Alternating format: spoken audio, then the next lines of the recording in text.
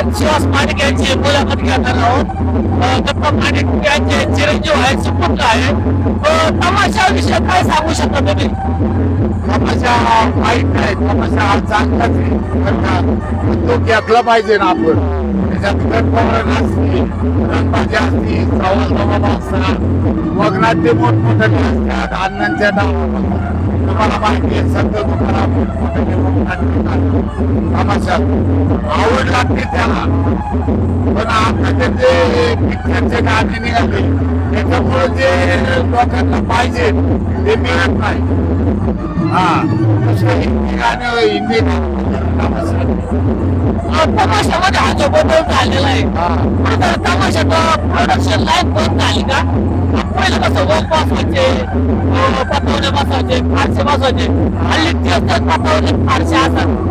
याच्यामुळे काहीतरी परिणाम झाला का? कलाकार आहेत ना, सवाल जबाब करणारे कलाकार आहेत. तुम्हाला सांगतो, फवारणी गाणारे कलाकार आहे. तमाशाचा अर्थच काय ते समजलं नाही पब्लिकला. हा तमाशामध्ये लोक जागृती करणार आहे. आताचा नाही तमाशा, पहिल्यापासून हा मोठमोठ्याने वोट नाट्य फार चुकत नाही. डोळ्याची रंबा शांततेची नाट्य होती. आता ते राहिलं नाही. पब्लिकला नुसतं गाणे लागतात, नाट्य चालत नाही. तुम्ही कोण बदल नाट्यात काम केलेले? मी वगनाट्यच नाही काम केले. मी हार्मोनियम वाजवायचं काम करतो, संगीताचं काम करतो. अण्णांचे जेवढे गाणे आहेत तेवढे मी कोणते असू द्या वाजवणार. अण्णांच्या काळात अण्णांनी कोणती जबाबदारी दिली त्यावेळेस तुम्हाला? त्या टायमाला माझ्याकडे लाईटचे काम शिक्षण असायचे. हा त्यांनी एकदा साहित्य लावलो, ते जीवन फक्त शिना असू द्या, तो कम्प्लीट लागला पाहिजे. त्याला सीन म्हणा, माऊलीचा तुकाराम वैकुंठला जाण्याचा सीन असू द्या, असे सीन सिनेरी मोठमोठ्याने आधी केलेत. प्रोजेक्ट वगैरे त्या टायमाला चालवले. लाईटचं कामावर होतो मी त्या टायमाला. त्या गुमान असायचा माझ्याकडे. काय मोठमोठाले कलाकार होते ना त्या टायमाला. आज तमाशाचं स्वरूप कसं वाटतं तुम्हाला? आज तमाशाचं वाईट प्रोसेस. तमाशाला राज असं पाहिजे ना आम्हाला.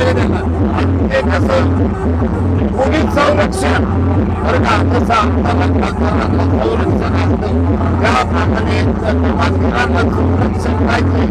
कोणत्या गावात असू द्या, त्या गावालीची जबाबदारी. आज 100-150 माणसं घेऊन आम्ही त्यांच्या गावात जातो, हे त्या गाववाल्यांची जबाबदारी असते. कलावंत हा फटका नाही. कलावंताची कुठतरी उपासमारी हे होते, कुठतरी कलावंत हरला जातोय. आजच्या कालखंडात तमाशा कलावंत खूप नैराश्यात किंवा याच्यात दिसतोय का? कलावंत आई एक जागेवर थांबणारे कलावंत नसतो. त्याच्यात भरपूर कला असल्यामुळं तो जगू शकतो. पण आता तमाशा धंदा हे मालक डुबायला लागलेत. तमाशाचे जे मालक आहेत, आज खर्च वाढलेला आहे.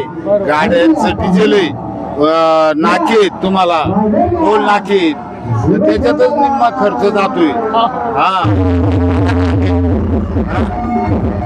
150 माणसं लागतात तमाशाला गावातली. आता पहिले सारखं राहत नाही. आता नुसतं पोरी स्टेजवर नाचल्या ते काय काय घेते ते मागावलं का कला पहा, कलाकाराची कला पहा काय करतो. कलाकाराची कला कुठतरी ठेवत चालेल. आता मार्ग काय तुम्ही सांगायचं ना, मार्ग सांगायचं ना. कलाकार कसा काय टाकला पाहिजे. तमाशात ऑर्केस्ट्रा ऑर्केस्ट्रा कलाकाराला कसं कसं वारा फिरत कशी पाठ फिरवा लागती. गाणेच असं मग कलाकाराला किती मोठा कलाकार असला तर त्याला त्यांच्या पब्लिकच्या माध्यमातूनच वागवणार. कारण आपण दुसऱ्या पूर्वी दत्ता माणिक पुणेकर तमाशाला कसं आहे काय नाही आहे त्यांच्या नावाला किंमत आहे दत्ता माडिक या नावाला किंमत लय मोठी आहे कारण त्यांनी तसं केलं तसे कलाकार घडवले होऊन गेले कलाकार काय काही बिघाडाचे कलाकार केलेले माझ्या समोर जे पत्त्या लावणारे होते स्टेजवर पत्त्या लावायचे ते मोठमोठे कलाकार झाले ते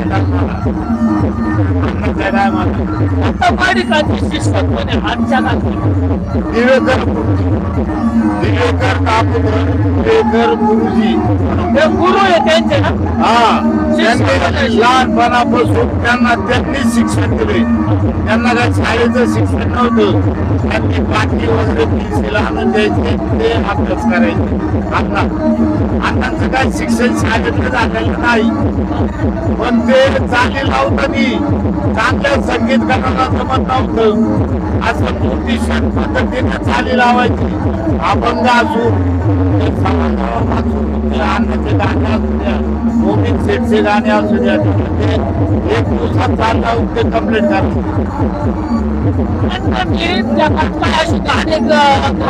त्याच्यातून माणसं घडली काय काय गाणं म्हणजे काय कळत असेल का आज असं तमाशा घालवत गाणी काली कारण आता काय पिढी बदललेली करा आताच 99 साली निधन झालं आता जे नातू आणि पतवंड आहेत यांना दत्ता माडिक कोण हे माहिती नाही फक्त तुम्हाला आम्हालाच माहिती विषय एक ध्यान करा भारतीय जुने माणसे आता जुन्या माणसाचं काही चालत नाही आता हे नवीन पोरच्या ताब्यात गेल्यामुळे दत्ता माडिक कोण आहे त्यांनी काय केलं हे त्यांच्या डोक्यावरून केलेलं ते असं म्हणतात का दत्ता माडिकचं एखादं गाणं म्हणा हे सवाल म्हणा असं कोणता कलाकार किंवा आपलं प्रेक्षक म्हणजे मला सांग आपल्या भागातून म्हणतात लंक म्हणा आपल्या भागात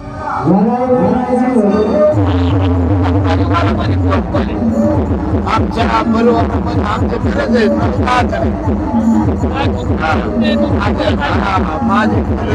माझी मला एक हार्गन वाजतो मी वाजतो तमाशा त्यांच्या नावावर राहिला कुठे तुम्ही हे मंगळूर भारत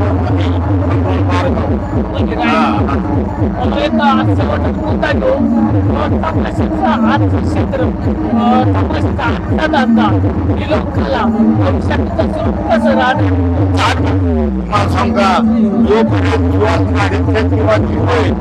जोपर्यंत दत्ता माडिकचं नाव पण मात्र नाही त्यांचं नाव कारण मी घालवलंय समजा आमच्या भावांनी आम्ही समजा घालवलेले तर त्या नावावर आम्ही जगतो तरी शासनाने आपल्याला चांगला सपोर्ट द्यायला पाहिजे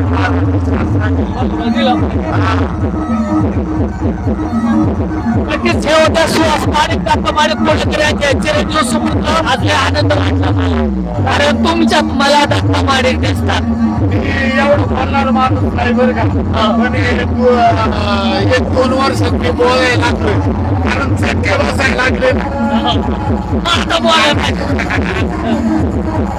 आपल्यावर माणूस आपल्यावर तोंड